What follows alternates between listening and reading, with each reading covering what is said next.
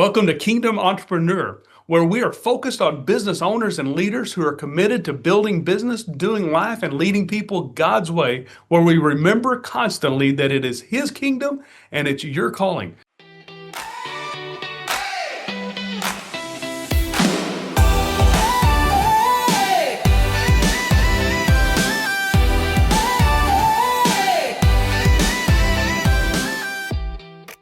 I want to welcome our guest today, Matt Payton. Matt is the president, founder, CEO of Great Day Leadership, and you can see just over his left shoulder, he just put out a book, and I've got it here, just finished reading it, and cannot recommend it highly enough to you. The Core 8 Principles for Building Strong, Authentic Leadership. Matt, thank you so much for joining us. And if you would, just take a little bit and share with us your journey through life, but business and leadership and family that's got you to this point today. Yeah, I appreciate the opportunity to be here, Ray. It's good to reconnect with you a couple of weeks ago, and it's good to be on the show today. Yeah, what a journey I've been on. A very busy journey the last year and a half or so as an entrepreneur, but long before that, could not be more proud to be a West Texan, born and raised there in Lubbock. And just grateful for all the many people that were a part of that journey. Spent 22 years in Christian higher education on the administrative side, primarily. About 5 years as an assistant basketball coach, and then the rest as an administrator. Moved to Nashville, Tennessee in 2013 to serve as an administrator at Lipscomb University. And had a great experience there. Had the opportunity to do a lot of things. Most recently serving as the executive vice president there for a number of years before jumping out of the plane, if you will, and jumping into the entrepreneur space and starting a company a little over a year and a half ago now called Great Days Leadership. And we can talk some more about that. But grateful to have my wife, Cagney, and our two kids along for this journey. And it's just been a lot of fun. You mentioned the book. This is this is 1 week since our book launch, and so it is a lot of work to get it out there into the world with co-author Dr. Ken Jones, and it's just been a true blessing to have that book out in the world, and it's been well received, and just grateful and humbled by all that has been this journey over the last. I don't know, not just year and a half forever, but especially the last year and a half as we've ventured into some new territory. Great. Yeah, and congratulations again. Your book is just fantastic, and I know it's taken off well, and you could share some of that if you like to. But you mentioned a couple of things. Growing up in West Texas, especially Lubbock, people who are not from here or visit for a little bit say, why in the world would anyone choose to live in Lubbock, Texas?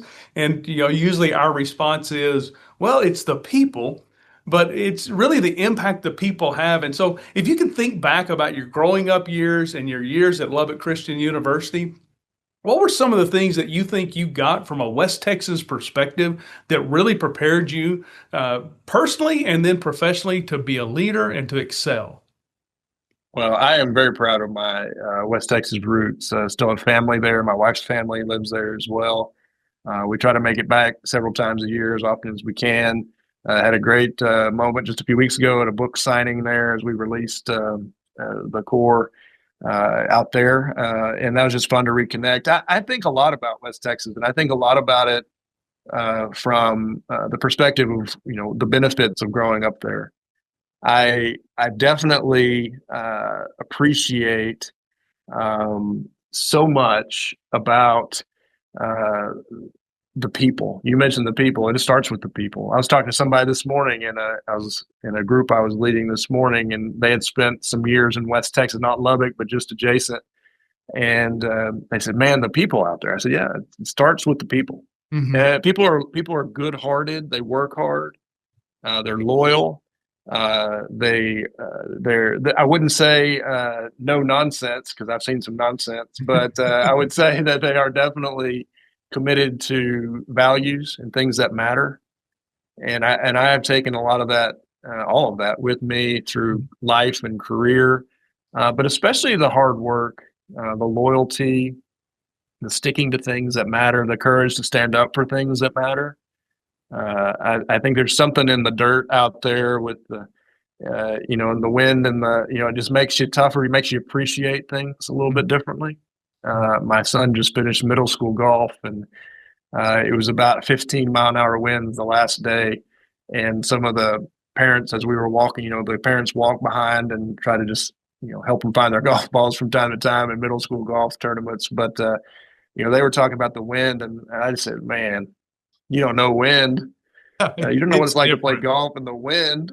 But man, I love it out there. The sun sets. I tell people all the time, they say you can watch your dog run away for 2 weeks, and it's real. But I don't like to hear the negative about it. I think there's just so much positive, and just grateful for all. I mean, I still have so many friends and family there, and so many of the people I knew and grew up with are now, leaders in the city there. Right. And doing a lot of things in business and the chamber and, government and the school systems and just all the different things. And so I'm really proud of my roots, really grateful for my heritage as a Christian and the influence that, that place, that city, those churches have had in my life, the people there in terms of my faith journey as well as my professional and business journey. Good.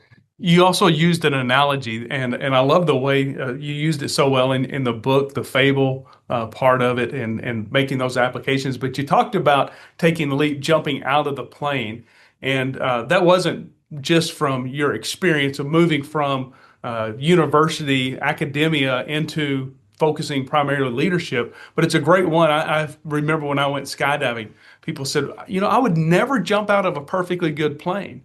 And then they talk a lot about the fear, and talk a little bit about the fear of taking the big leap, whether it's from one career to another or taking a big step in business and saying, I believe there's something here, or I really believe God's called me to take this step, to work this way, to lead this way, to serve people this way. And it feels like sometimes getting right on the edge and jumping out of the plane, going skydiving. Yeah. Well, I probably should come up with a different metaphor than skydiving, because I would never. I don't do heights, so that's probably a bad metaphor for me to draw from. But well, permission to coach for a second. If you say you never, then you have to. Oh, no. Well, I don't know, man. We may need to end this right here. Okay. Well, it's been good. Thanks for the guest. Yeah, good to see you again. I don't know. I think I've thought about this a lot. So a couple of things that come to mind. When I had a good thing going in a career, I had a lot of responsibility. I had a good role. I had good team members. I had, a lot of good, but I kept feeling a tug. I had done consulting and speaking and training for years on the side. I had all these books in my mind that I wanted to write that were never going to get written had I stayed in the university world. Faculty have time to write books. Administrators, their jobs are different, right? They have different time demands. And so it was never going to happen. And I don't know, I was just wrestling with it for months and months. And I kept praying. And the thing that kept me from doing it was fear. Mm-hmm. It was the fear of, how am I going to replace this income? How am I going to, think about getting kids through college? I've spent all this time and I have all this quote unquote political equity and time built up, right? Mm-hmm. And tuition was included in my role, right? For our daughter, or would have been for our daughter and our son had they chosen to go to that institution in particular. And so you have all those things in your mind that you're like, man, I don't know if I can jump out and start something. Right. And so our journey was a little different because I just tell you, I mean, it's basically 2 years ago right now. I was fielding phone calls. People were kind enough to call and say, hey, consider this, consider that. And things that would have been of interest to me even the year before, humbly, they were being put in front of me and I just wasn't feeling it. And the thing that kept coming back was, Matt, you've always wanted to do this. How do you figure this out? And then I had lunch with a guy. I reconnected with a guy that were friends and had been friends for over a decade, but we hadn't really seen each other at that point in a while. And he just looked at me and said, why have you never done that consulting stuff? And we weren't even having that conversation, right? He said, why have you not started that company? What's holding you back? And I told him exactly what I just told you. I mean, I've got kids or teenagers. I've got a good thing. And he says, but you're exhausted. And I said, oh, I'm definitely exhausted. It's, it was definitely time to be thinking about something else. But what he described was, what he mentioned to me is, you're describing fear. And he said, what about all that stuff I've heard you say and speak on, the faith over fear, right? And I said, you're right. I mean, the courage to do this is, I got to go find it. I got to go dig in deep and dig in deep in here. But to face that became interesting, because as I have told people, I'll spare you the whole list, but there was about 19 things that all of a sudden in the next month or two just really became clear. And I know it's 19 because I wrote them down and I counted them out. Wow. Yeah. There's 19 different moments where and I don't think it was because I was looking for it. Like it's like when you think you're going to buy a red car, and you see every red car and it drives by. I don't think it was just that. I think there was something bigger at play. I think there was a moment. I believe in God's providence, and I believe that He cares. And I just saw these nudges, and so long story short, we did it, but it wasn't just easy. But I also have this as the other piece I was going to say, Ray. The other piece is one of my favorite all-time books, and people who may hear this will, here he goes again. One of my favorite all-time books by probably my favorite all-time writer is Necessary Endings by Henry Cloud. And you may be familiar with that book. It's 25 years old now. It's crazy. Which is hard to believe. Yeah. I read it the first time. My co-author, Dr. Ken Jones, gave it to me years ago, or told me to get it years ago. And I read it, and at that time and in that season, I thought it was good, but it didn't really strike me. And then I had an opportunity to come up to leave West Texas. I mean, a real opportunity. There had been others before, but this one was one I had to think about. And I reread it, and it was just like light bulbs, like flashes just going off in my head. I was like, wow, I have been thinking about this all the wrong way. And so ever since, I have been encouraging people to think about the importance of necessity of endings. For the next great thing to happen, something has to end. And so I took a lot of my own medicine there, as I had coached young people, employees, team members, friends, people in the community for years. Man, for the next great thing to happen, sometimes something has to end, and it may not be super comfortable. So after a lot of prayer and discernment, we jumped into what we thought was a necessary ending, and have just been just amazed at what God's done since, and just grateful for that season where we had to struggle through some stuff and think through it and pray through it and get to the other side. And, the answer could have been stay where you are and keep doing what you're doing. And you're trying to make a difference in that organization, institution, but it just didn't feel like it was. And so that's the roundabout way, I would say, we got to where we are as a startup company a year and a half in. Okay. Yeah, thanks for sharing that story. And I think you highlight something it's easy for us to miss. We can recognize and call out fear in other people, but then it's hard to label it for ourselves.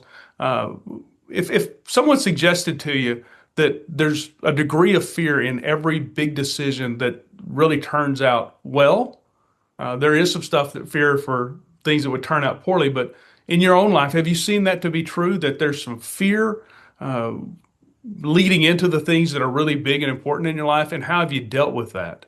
Like, what were the important steps to get past that fear barrier? Yeah, I think for a lot of people, myself included, sometimes when you're presented with challenges, your first question, first reaction is, can we do this if we try? I think about it in terms of organizational change. I think about it in terms of new opportunities. Can I or we really do this if we try? Fear sometimes is it's so deeply connected to doubt, self-doubt.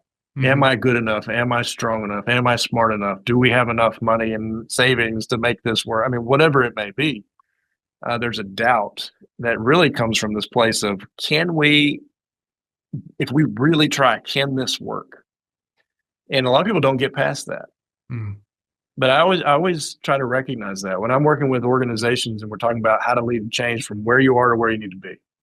First thing I'll tell a CEO, first thing I'll tell a business leader or a team, you have people on your team Mm-hmm. that are going to be afraid of change.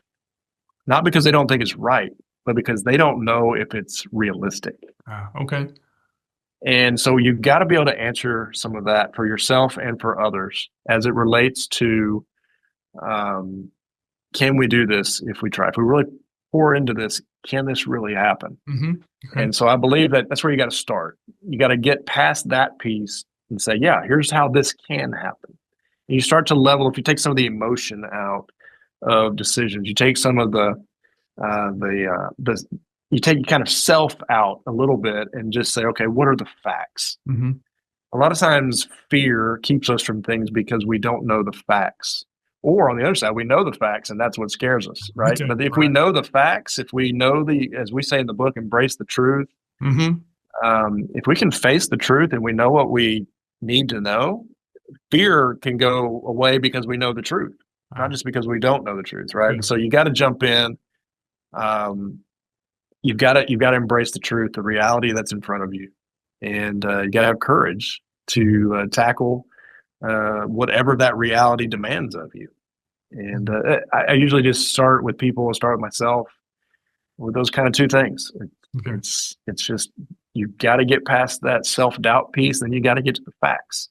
And as soon as you can get past your own kind of initial response to the moment and get to those hard truths, you have more information to make decisions on. And some of that fear that you feel early on subsides because, okay, I can see a pathway here and we know what we're dealing with. Mm-hmm. And that's the important piece, I think. Good. Thanks. Yeah. Thank you very much for that. I agree. And you reminded me, it's not really, I think maybe this was part that Dr. Jones wrote about in the book, but about the fog. And I think fear is powerful in creating a fog and then cutting through the fog. I think that was a great one. I know that this question is probably going to seem like, hey, Dr. Payton, which one of your kids is your favorite? But of the 8 core principles that you're right about, and we're not going to talk about all of them. I thought about it. I thought, no, I'd love for people to read the book because it'll be a real blessing to them. But is there one, maybe not your favorite, but you say, if you get this one wrong, you'll never get the rest of them right. They won't have the impact that they're created. If there's one that's more foundational, which one would that be? Yeah, we like to think of them all being connected. Mm-hmm. But I understand your question, and I've thought about that question a lot. And the reality is, I would say the first 2 that are mentioned, they go hand in hand. We highlight the story of Esther. And the reason I love that story is because of Dr. Jones. He told that story to me, I don't know how many times as a young professional. I had drawn from it many times. And so when we jumped into all this together, that story in and of itself is enough. There's enough in there. If you can take the leadership principles just from the pieces that we draw from in that story, there's plenty to start with. The first 2, though, that we mentioned, the first one has to do with this idea that comes from the very last verse of the book of Esther. Mm-hmm. That verse is really powerful. We think of it as the picture of leadership. Mordecai has been named second in command. I won't go through the whole story, but Mordecai is now the second in command after all this episode throughout the book of Esther. Mm-hmm. It's the same job description, same job as a guy we'll talk about here in a second named Haman, who's no longer in the picture, right? And so Mordecai, it says, is held in high regard by all the Jews. He was second in command. He's held in high regard by all the Jews because he worked for the good of the people and he spoke up for their welfare. Okay. And we think that's the picture of leadership. It's working for the good of others. Mm-hmm. And that's me as a father. That's me as a husband. That's me as the president of this company. That's me as the member at my church, in the community, as a neighbor, whatever it is, wherever you have influence, which is leadership. It's not about me. It's not about position or title or what I want. It's about what's best for the good of others. And I think that's a piece of the picture that we've lost in our culture about leadership. It's not about power. It's not about prestige. It's not about position. Mm-hmm. It's not about what you do. It's about who you are and who you do it for. Right. And that first piece goes hand in hand. Work for the good of the people is our principle 1. It goes hand in hand with the second one, which earlier in the story of Esther is described. We pull this out of earlier passages in Esther about the former second in command, Mm-hmm. Haman, who was somebody who had an ego out of control, to Mm. say the least. Right. So much so that he is even, creating laws. He's getting laws passed that say you will bow down to Haman. Right. Right. If you don't, you're in trouble. I mean, it's a story that we've seen time and time again throughout history where an ego gets out of control. Mm. And we even talk about that being the leadership disease, an ego out of control. Haman's story does not end well for Haman. Esther does what Esther does, shows up with the courage and takes on the enemy here, if you will, to save her people. But Haman's ego is out of control. And so the principle we teach that goes hand in hand with work for the good of the people is that you have to keep your ego in check, because an ego out of control always leads to destruction. Yeah. And destruction can look like a lot of different things. Sometimes it looks like a company that has a major public issue. Mm. Sometimes it looks like some kind of moral failure that comes up and we catch it in the news of some kind or on social media. But an ego out of control always leads to destruction. So you have to keep your ego in check. Well, if you're going to work for the good of the people, you can't be about you. And if you're going to keep your ego in check, you're naturally going to be thinking about others. So we talk about those two together quite a bit. They are the basis for the core, while the others connect. But those two of the 8 principles are probably the ones that we start with most often. But you're right. I don't know if I can pick a favorite. They're all pretty good in my mind, and they've been very helpful. And I don't say that from just somebody who wrote about it. These are things that have been on my mind and heart for years, and principles I've taught for years. And Dr. Jones taught me, and then I added 3 or 4 to the mix, and then we came up with this book. But they're lived principles, not just thought out and marketed. Right. And I appreciate you giving the emphasis on it's not a pick and choose. This is not a Fur's cafeteria. I don't know if any of those exist anymore, but where Hey, you I get to go remember in. those. Oh yeah, it was a Lubbock staple for sure. That was a highlight when I was a kid. But going Hey, in, your Lubbock audience will remember the Millionaire Pie. oh hey, it's my favorite pie still to this day. Yeah, Okay. it's the best thing. And I never got English sweet peas there because I didn't like them. And Well, that's sometimes what we do with leadership principles is say, "Oh, I like that one. Put people first, but I don't think I really want to check my ego or whatever." So I appreciate the emphasis that you gave us saying, "Hey, they're all 8 of them. You can't go, well, this one's not as important." There are some, and I wondered if that's where you'd go because I think it is working for the good of the people. It's one of the things I love about West Texas is we started off talking about people, and it's still a challenge. But to say people are first, and I hear a lot of businesses say, people are our greatest asset, and we're here to really serve our people, and it makes a nice slogan, and it's a nice, talk. But in reality, sometimes it looks very different, and just like in the book, I love the way you portrayed Dr. Jackson and some of the things. Just share a couple of those things, what it looks like to practically to put people first, to work for the good of people. So in the story part, Dr. Jackson does provide some really practical examples. One of the first ones that you see is this idea, it's this scene rather, where he and Clint, the mentee, ride together to a funeral. And the mentee assumes this is somebody of significance because the CEO of this hospital organization is taking time out of the day to go to the funeral of somebody.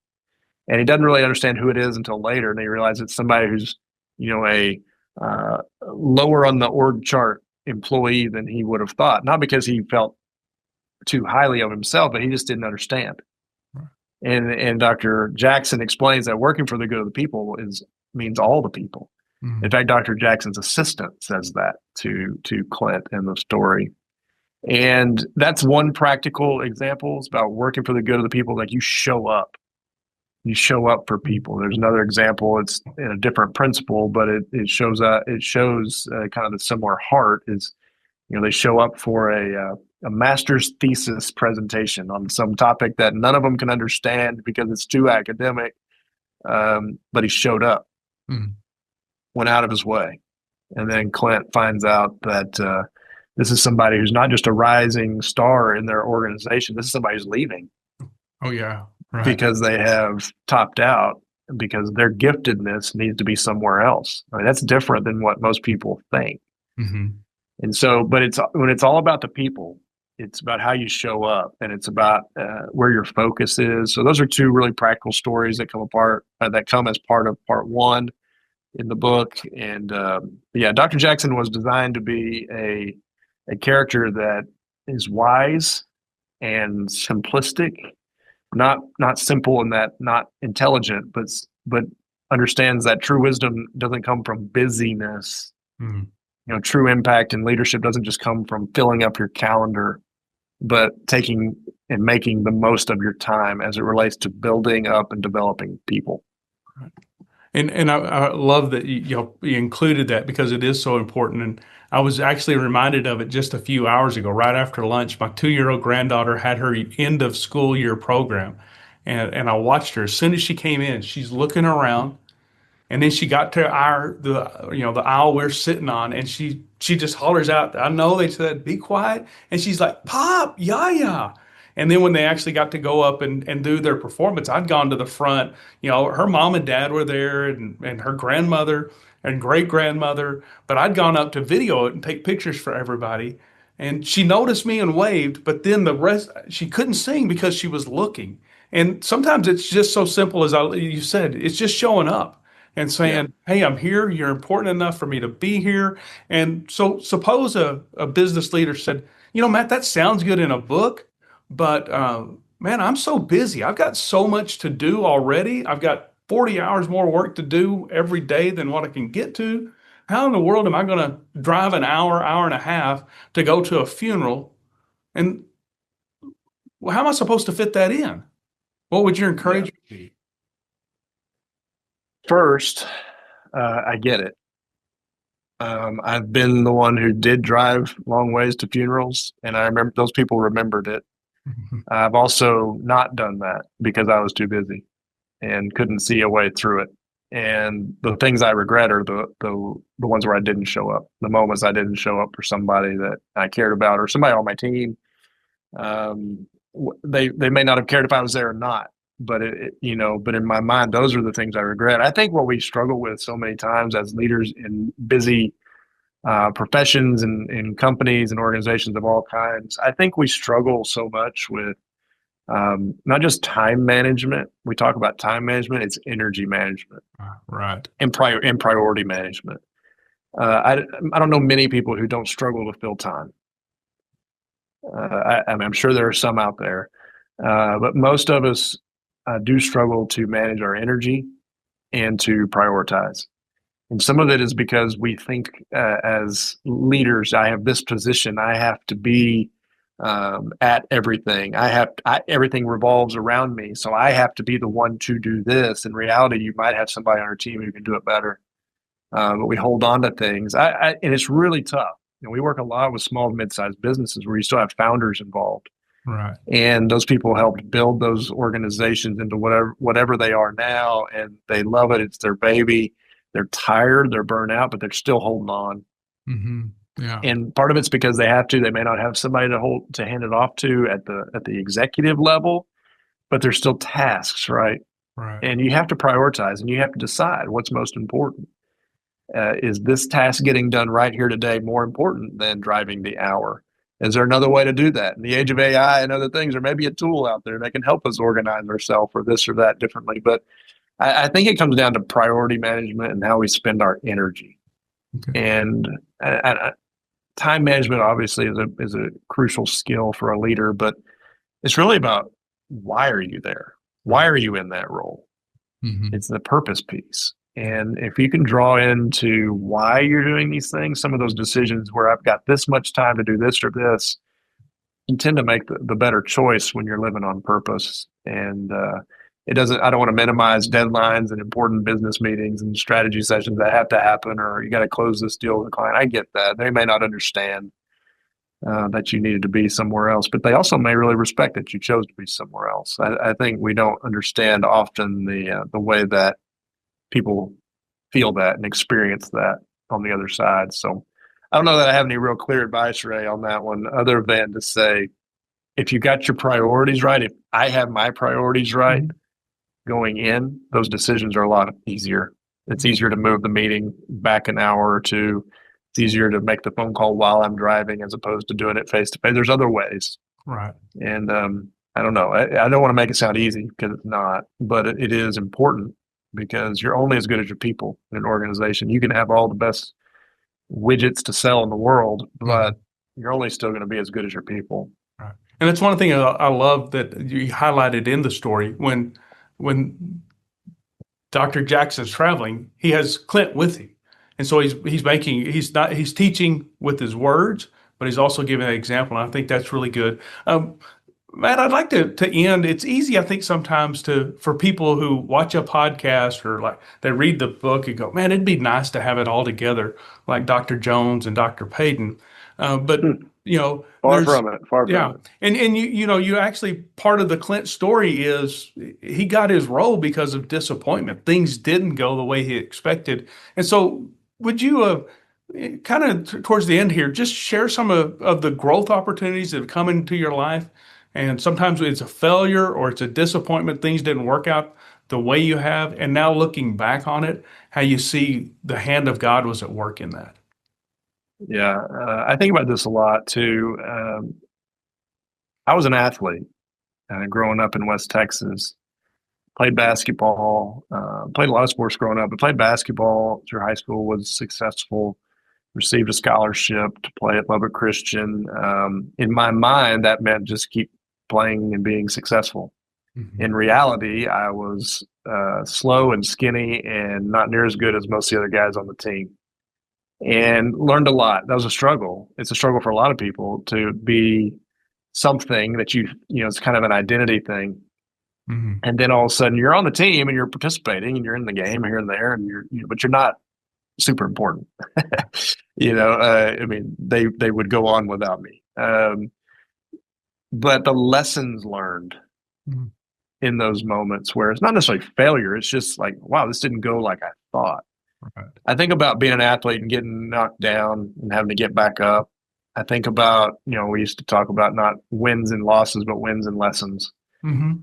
And I think for those in the audience who are not athletes, I think there's other examples and ways to do that. My kids play some sports, but they're not as into it as I was necessarily. So they're learning those same lessons. When you try out for this or you do this and you feel like you did a great job, but instead of the lead role in the play, now you get, the second role or whatever it may be. Mhm.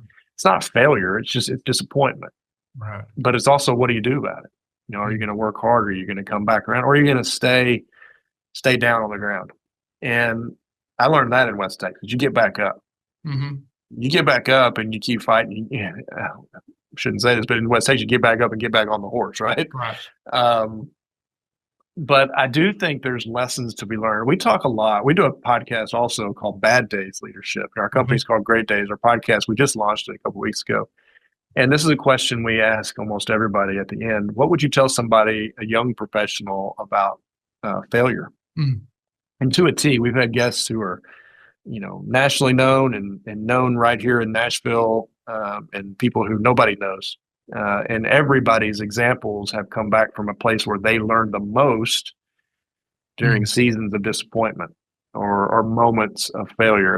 There's something biblical about that, Right. right? I mean, there is this whole idea that we get into these moments and we persevere, Mhm. and perseverance produces character, and character produces hope. Yeah. And that is not just something we read in scripture. It's not just something we hear about on Sundays. That's something that we take into our business ventures. It's something we take into our homes. Mhm. It's something we take into our neighborhoods, and everything we're involved with is that there's going to be hard days and there's going to be lessons to learn. There's going to be moments where things don't go right. And it's in those moments that we learn the most, Mhm. from those bad days, as we say. That's where you get refinement. That's where you get adjustment. That's where you get clarity on strengths and talents and gifts and what's real and what's important and who's important and why you do what you do. You don't learn those things as easily when things are going right. Hmm. And you may not even know what you need to in those moments. So I tell people all the time, I had the blessing to work on college campuses for 22 years with a lot of different students and a lot of different seasons and experiences of life. Some outstanding, talented, a lot of outstanding, talented students who world changers, right? And others who are struggling through to just get through the day. Right.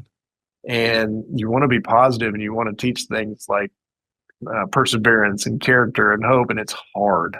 Hmm. It can be really hard, but we do at the end of the day want to encourage people to get up and keep moving forward. There is something bigger, to lean into a sense of purpose and calling. And if you haven't quite found that yet, go on that journey, dig deep, try to reflect, try to be thoughtful, talk to people, talk to mentors, talk to people who know you well, understand who you are and why it is that God put you here. And a failure can be a blip on a radar. It doesn't have to define you. Good. Yeah. Thanks for sharing that. In ending, I loved reading the end of your book because you reminded me of your grandfather, who, in my heart and mind, is a legend, and made me think about my earliest remembrance of him. I was 4 years old, but Oh, wow. 4-year-old, and so he's a great model of the things that you wrote about, because and people don't have to know all the story, but I mean, he was a pioneer, and really was a legend to a lot of people, and did really significant work. And looking back, thinking about him as I finished the book, I thought, here's a guy who's got a lot of really important things to do, but he knew my name and he took time to talk to me in a place where he was really busy. And so to close this out, and thanks so much for joining the podcast and sharing your story and these leadership lessons and principles, and for writing the book that's going to impact a lot of people. It's really going to make a difference. But share a little bit about your relationship with your grandfather and the impact of him, and even over your shoulder, Great Day Leadership is a reflection of that. Yeah. What a blessing. I had two outstanding grandfathers. One that was very private in a small town in a small church, but very influential and a difference maker for so many in that little tiny community, but also with his family and those that knew him.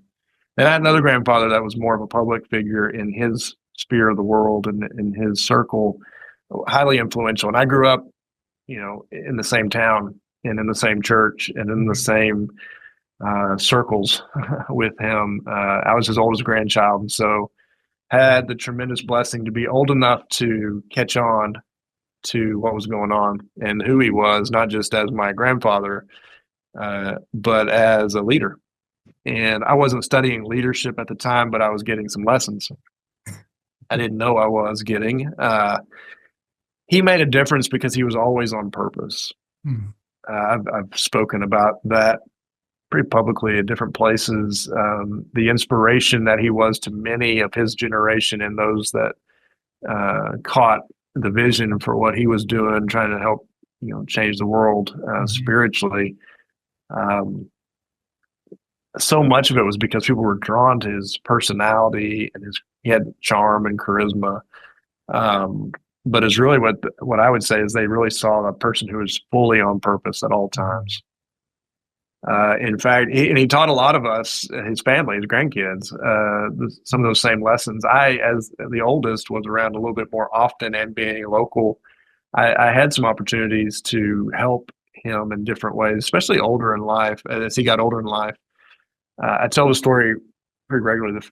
There were two times that I know of.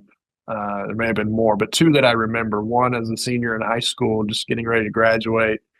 I was at his house. I was helping him move some things around, and I don't know that he needed help. I think he just called me over to show me some magic tricks, tell me some jokes, and probably impart some wisdom. But I remember we were moving some stuff around, and we needed a break. And we sat down, and he just looked at me. And he said, "Matt, there are two great days in your life: the day you were born, and the day you realize why you were born." And as a 18-year-old high school senior, I was like, okay, okay, thank you. I don't know what to do with this. And I didn't, but I remember it. And then the image I have even more vivid memory of is about 4 years later. I was about to graduate from college, rather. Much more mature, much more put together. Yes, of course. Had it all figured out. No. At 22, I thought the world was in front of me at the time, thinking I'm going to go be a basketball coach for the rest of my life and win championships and do all the things. And that was all, not all I could think about, but it was mostly what I thought about in terms of life and what it was going to look like. And again, I was called over to help do some things. At that point, he was in poorer health. He had some health challenges the last several years of his life, and he needed some help. And so I was moving some things around, and I sat down next to him, and he looked at me and he said, Matt, there are two great days in your life: the day you were born and the day you realize why you were born. And that time it hit me a little bit deeper. I was a little bit better prepared to receive some wisdom there. And for a long time, I just thought of that quote off and on. I wrote it down. I had it on a sticky note somewhere, and then I put it in a journal somewhere. And then as I got older, I still found it, and I still kept coming back to it. And for a long time, I thought it was his quote. I didn't look it up. Then finally one day I did realize he stole it. But he called that the art of originality. I remember him saying that. Yeah, quote it 3 times and it's yours. I'm sorry to interrupt. No, he said a lot of things. Let's just be honest. Anybody that knew him, he said a lot of things. He was a character for sure. But I've thought about that a lot and what those 2 days mean. The first day is the day you're born, right? It's those talents, gifts, strengths, and abilities that are just kind of within. And just part of you from the Creator at your birth. The things that are within you. I mean, I'm 6'5", right? I didn't do anything to deserve that. My dad's 5'10", and my mom's 5'5". So he says I get it from him because he's taller than my mom. But there's things that we are just inherently born with, these talents, gifts, strengths, and abilities. That's day one, and you got to learn those. You got to know those, and you experience those growing up. Music, sports, school stuff, being in school play, the government, you learn things in your neighborhood with your friends. You just these things start to stack up and you start to understand who you are based on your talents, gifts, strengths, and abilities. But it only goes as far as it can when you remember day 2, which is your why. And while he was in ministry and always thinking of a bigger picture, he encouraged all of us, whether he thought we were going into ministry type settings or not, to think about our why. And of all the gifts that were given, the intentionality to think about your purpose from an early age, to think about how your talents, gifts, and strengths and abilities are designed to help you serve others, to serve for kingdom purposes. And that's it. Yeah. It's not just about building a platform. It's not just about building a company or seizing, riches, right? It's about how do we use what we have on day one and understand that purpose we discover along the way for the glory of God and his kingdom. And he taught us that. And so when we started this company, 2 business partners, we threw a lot of names around. I kept coming back to something related to, what you see here, Great Days. We go into places and spaces and work with companies, from Fortune 100 companies to mom and pop shops. We've had the ability and opportunity to work with a lot of different folks over the last year and a half. And we always go in and try to help people understand their talents, gifts, strengths, and abilities. Who are you? Who are you really? Develop some self-awareness, but also towards what end? Right. You're your purpose. It's your reason for being. It's your reason for leading. It's the reason that God gave you this opportunity to run this company. There's a purpose for it that's bigger than you, and we got to attach onto it. And so all of that comes from a lot of places, but primarily for me, it started with somebody speaking wisdom into my life and pulling me aside and telling me things that I probably didn't understand in the moment. And so we try to do the same for people.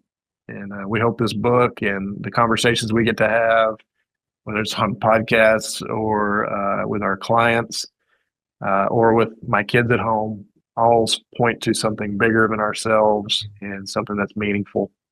Yeah. Well, Matt, thanks so much for investing your time, your experiences, your wins, your disappointments into me today and into the audience and those who be listening to the podcast. And thank you for doing work that really matters and serving a Thank you, purpose Ray. that's bigger than you. It's been an honor to have you on here. And again, I want to encourage everybody, go get the book. You can get it Amazon, wherever you love to buy books. Get the book. It will really make a difference for you. It will help you lead better. It'll help you lead better at home and at work, and it'll really make a difference for your life. And remember, this is Kingdom Entrepreneur. It's His kingdom and your calling. Thanks for joining us.